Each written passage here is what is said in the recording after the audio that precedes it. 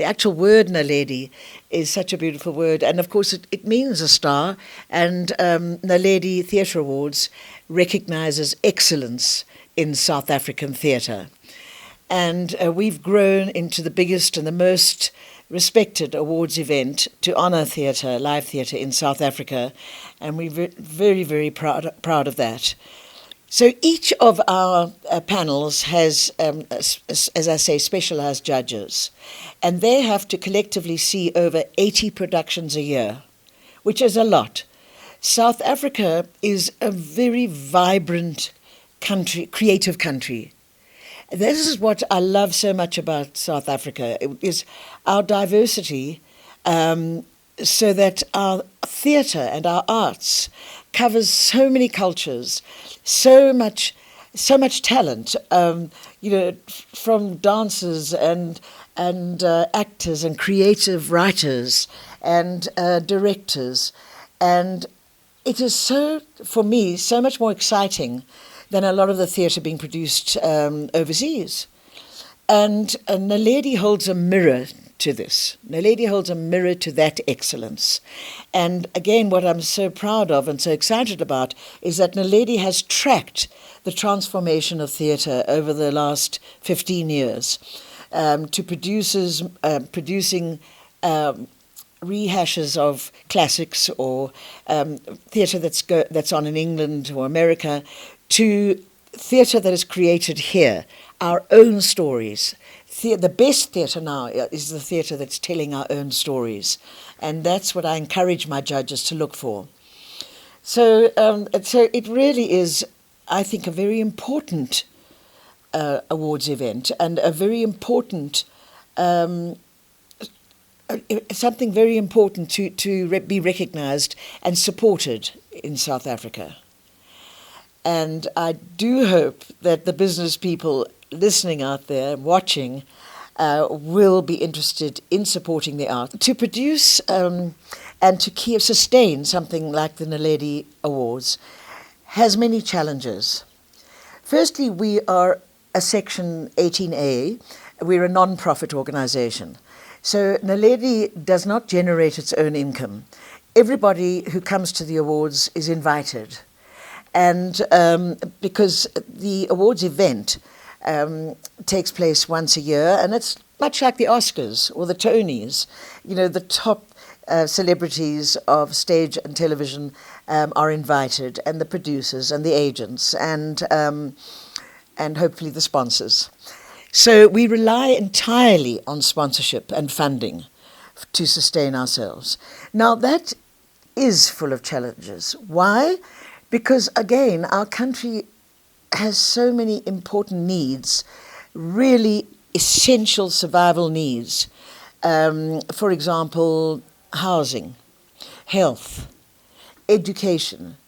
We know this. And so companies are very, very interested, obviously, in supporting projects to do with education and projects to do with health, building our economy.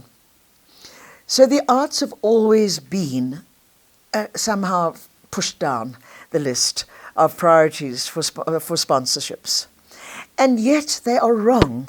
It is so essential for the arts to survive, and for something like the Naledi Theatre Awards to survive, because the Naledi Awards are internationally recognised, which means that any artist wanting to perform overseas, their embassies, their lawyers, come to us for references. And we've given endorsements to people who are now world names. And without that support from Naledi, they might not have got the jobs, might not have got the green cards, might not have got the work permits. And then essentially, it's also very important to support the arts, because without the arts, the soul of a nation dies. And to tell your stories, to tell our unique stories, and to give a platform to the incredible creative talent that we have in South Africa is as important as any other kind of education. It really is. That artistic expression, that writing of our stories and that staging thereof, to actually impart that to audiences is educational. Naledi in itself is motivational and it is inspirational. So it's really, really good for the soul. Any artist who actually is nominated, they say, or if they win, they say it's the greatest moment of their lives, to have that recognition in front of their peers and to have it as part of their CV. And you know, every human on this planet is creative, naturally. And one of my dreams is that visual arts and creative arts is brought back into the schools as part of the curriculum. As sport should be, of course, we know that.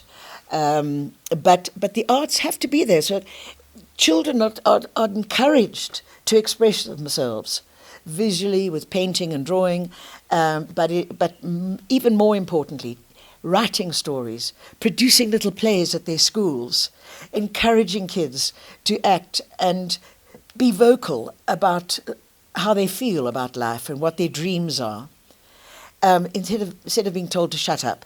You know, that old Victorian habit of children should be seen and not heard. I do not agree with it. Children at the earliest age must be encouraged to express themselves.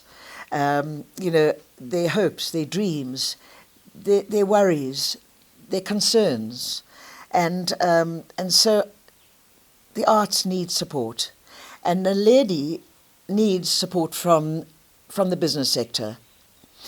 The other challenge is to try and get funding from the government, like the Department of Arts and Culture or Lottery. I mean, if you look in your newspapers, even today, there's huge corruption that's just been exposed in the Mzansi Golden Economy, which is the funding arm of the Department of Arts and Culture.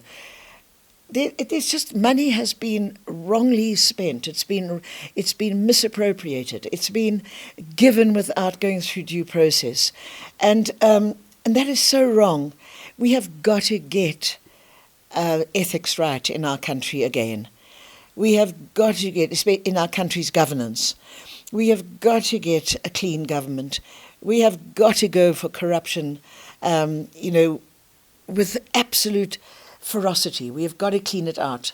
Mr. President Ramaphosa, I hope you're listening, because that is what you need. You need to clean out your government. You need to make it clear that there's going to be zero tolerance for corruption, so that our money, our hard-earned money that comes from the taxpayers, is not just thrown down the drain or into the pockets of a few greedy people. For more stories like these, go to www.social-tv.co.za, subscribe to us on YouTube and follow us on our social mediums.